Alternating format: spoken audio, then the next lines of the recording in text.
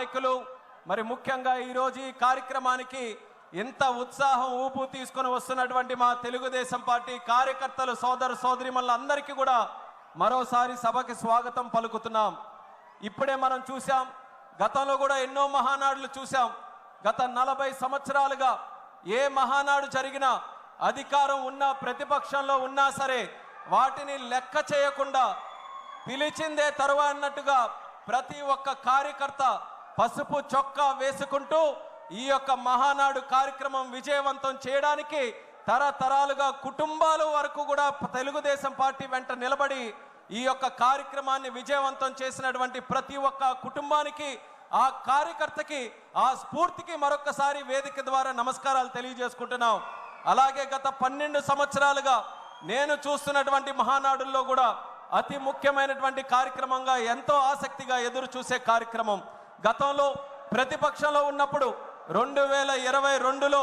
ఒంగోలులో ఒక కార్యక్రమం చేస్తే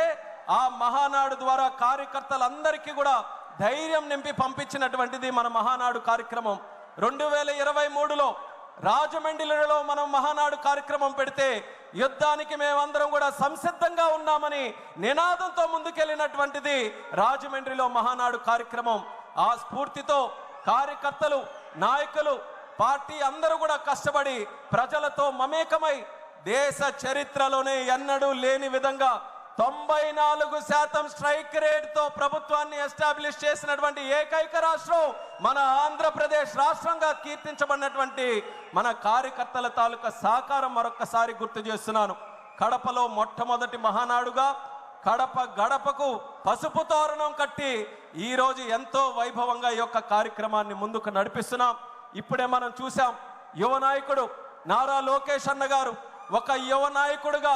కార్యకర్తల గుండెల్లో, ప్రజల గుండెల్లో ఒక సుస్థిరమైనటువంటి స్థానం సంపాదించుకొని ఈరోజు ప్రజా నాయకుడిగా ఎదిగి ఆయన తాలూకా ఆలోచనలతో 40 సంవత్సరాలు స్వర్గీయ నందమూరి తారక రామారావు గారి తాలూకా నాయకత్వంలో, నారా చంద్రబాబు నాయుడు గారి నాయకత్వంలో ఈ 40 సంవత్సరాలు తిరుగు లేకుండా పార్టీ ఏ రకంగా ముందుకు నడిచిందో మరో 40 సంవత్సరాలు కూడా తిరుగు లేకుండా తెలుగు జాతి ఉన్నంతకాలం సూర్యచంద్రులు